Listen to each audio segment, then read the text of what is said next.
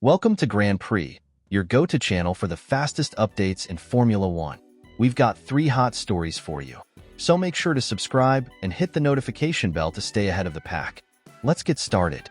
On Friday in Zandvoort, McLaren not only set the pace as the fastest team on track, but also found itself penalized with a €5,000 fine after a pit lane incident involving Oscar Piastri and George Russell during free practice 2. The unusual sequence highlighted the fine margins and high risks that exist in the pit lane, even outside the intensity of a race. The incident occurred during the second red flag period of the session. As cars began to circulate again, Piastri misjudged the entry to McLaren's pit box and was forced to rejoin the fast lane of the pit lane. Unfortunately, he merged directly in front of George Russell's Mercedes, forcing the British driver to brake hard to avoid a collision. Despite Russell's evasive reaction, there was still light contact between the two cars. While the damage was minimal, the situation drew immediate attention from race stewards. The FIA stewards stressed the potential danger created by the incident. In their view, the combination of cars moving at different speeds and the presence of mechanics and team personnel in the pit lane meant the maneuver could have led to serious consequences. Even though the impact itself was light, the risk level was deemed unacceptable. Following a review of the situation, both Piastri and McLaren were summoned to provide their accounts. The team admitted to a failure in communication, acknowledging that its instructions to the driver were not clear enough in a chaotic moment when the pit lane was congested. After considering the circumstances, the stewards decided to issue a €5,000 fine to McLaren. In practical terms, the penalty was relatively mild. Many observers noted that the team could have faced a harsher sanction, such as a grid penalty for Piastri in Sunday's race.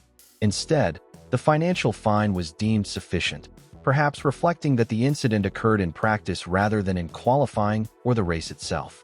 Still, the ruling served as a reminder of the FIA's strict stance on safety within the pit lane. McLaren, for its part, accepted the penalty and did not contest the decision. The team emphasized that it would take steps to improve its internal communication to avoid similar errors in the future. For Piastri, the outcome was also fortunate, as he escaped without a personal penalty that might have compromised his grid position or strategy for the Dutch Grand Prix.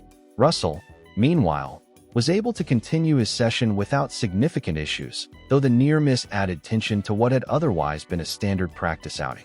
The Mercedes driver refrained from escalating the situation further, allowing the FIA's decision to settle the matter. This case highlights the unique dangers of the pit lane environment. Unlike on-track battles, where drivers have more space to react, the narrow confines of the pit lane and the presence of mechanics make even small misjudgments potentially hazardous. It is precisely why the FIA imposes such strict oversight in this area, even during free practice sessions. Looking ahead, the fine is unlikely to have any real competitive impact on McLaren, but it serves as a warning for all teams.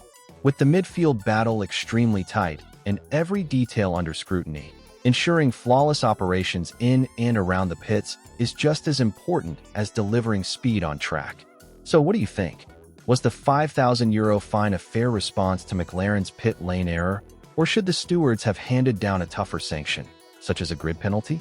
In the final race before Formula One's summer break, George Russell raised suspicions about the Ferrari of Charles Leclerc, suggesting that the Italian team may have increased tire pressures during the last stint of the race. According to Russell, if true, such a move could have been aimed at reducing floor wear, but might also have created an undue advantage for Leclerc. Russell's reasoning was based on Leclerc's unusual performance curve throughout the weekend. On Saturday, the Monegasque driver delivered a superb lap to take pole position. At the start of the race, he showed strong pace, appearing capable of fighting for a podium. However, as the laps went by, Ferrari's performance faded significantly. By the closing stages, Leclerc was struggling to keep up, eventually losing a podium place to Russell himself.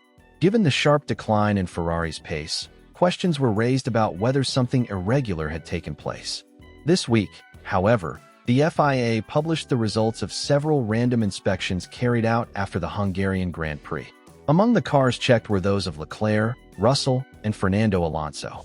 The governing body clarified that these inspections are standard random checks performed on cars finishing in the top 10, but in this case, Extra attention was naturally focused on Leclerc's Ferrari following Russell's public remarks. The outcome was definitive. No irregularities were found in any of the three cars. Leclerc's Ferrari was cleared, confirming the driver's own post-race statements. Leclerc had explained that his loss of pace was caused by a chassis issue that worsened as the race went on. Additionally, Ferrari had been testing a new configuration on the rear suspension, which, according to the team, made the car's performance inconsistent and unpredictable. These combined factors, rather than any rule-breaking, explain Leclerc's inability to maintain his early pace and his failure to return to the podium. The FIA's confirmation effectively put an end to speculation. Both Russell's Mercedes and Alonso's Aston Martin were also inspected and passed without issue. For the Hungarian Grand Prix, at least, there was no evidence of illegal modifications or rule violations among the cars examined. For Ferrari, however, the concerns are far from over. The team's performance swings continue to raise questions as the season unfolds. Despite flashes of speed, as seen in qualifying in Hungary, the Scuderia has struggled to convert strong grid positions into consistent race results. Reliability, car balance, and development direction remain ongoing issues. Mercedes, meanwhile, has taken encouragement from Russell's podium finish, though the team itself has also shown inconsistency across different circuits. With both Ferrari and Mercedes battling closely for second place in the Constructors' Championship, every technical decision and every upgrade could prove decisive. The gap between the two is narrow, and both are aware that small margins could tip the balance by the end of the season. As Formula One returns from the summer break at the Dutch Grand Prix, all eyes will once again be on Ferrari and Mercedes. For Ferrari, the challenge will be to regain stability and prove that Hungary's struggles were an isolated event. For Mercedes, the focus is on capitalizing on its opportunities to consistently finish ahead of its Italian rival. The FIA's inspection may have closed one chapter, but the broader battle for second place in the championship remains wide open. Whether Ferrari can overcome its technical gremlins or Mercedes can find the consistency it has been searching for will shape the outcome of the rest of the season. On Saturday, following qualifying, Lance Stroll once again drew attention, not for his on-track results, but for his behavior and demeanor. The Canadian driver, whose future in Formula One has been the subject of speculation for months, endured another difficult weekend and raised further questions about whether he still has the motivation to continue in the sport. The weekend had started with some promise. In Free Practice 1, Stroll impressed by placing among the top three, suggesting that Aston Martin might have found some balance in its car. But any optimism quickly faded. In Free Practice 2, Stroll crashed heavily, damaging the car and forcing the team into overnight repairs. His struggles continued into qualifying, where he again made a costly error in Q1, going off track at turn 12 and hitting the barriers. The mistake eliminated him from the session and left him starting from the back of the grid for Sunday's race. After the incident, Stroll was required, like all drivers, to attend the post-session media interviews. His appearance, however, only deepened the impression of a driver who is increasingly frustrated with Formula One. Stroll responded to questions with extremely short answers, often with a single word such as no or frustrating. When asked about the accident, he admitted fault, explaining that he had miscalculated his line, ran onto the grass, and subsequently lost control before hitting the barriers. But the most striking moment came when a journalist asked whether Aston Martin had managed to recover from its disappointing performance at the Belgian Grand Prix. Instead of answering, Stroll remained silent, then abruptly walked away, leaving the interviewer without a response. The unusual exchange caught fellow journalists off guard, and some even laughed in surprise at Stroll's abrupt exit. The behavior has added to growing speculation that Stroll may be losing interest in Formula One. Despite the continued backing of his father, Lawrence Stroll, who owns the Aston Martin team, Lance has shown increasing signs of frustration both on and off the track. Frequent accidents, inconsistent performances, and now strained interactions with the media have fueled talk that he could be considering leaving the sport. For now, Aston Martin has confirmed that Stroll is expected to compete in Sunday's race. The team's mechanics managed to repair his damaged car in time, though there remain concerns over key components such as the gearbox and power unit. Depending on final checks, further changes may be required, which could result in additional penalties before the race. Stroll's future remains a subject of debate within the paddock. On one hand, he has the resources and security that come from his family's ownership of the team, which gives him job stability few other drivers enjoy.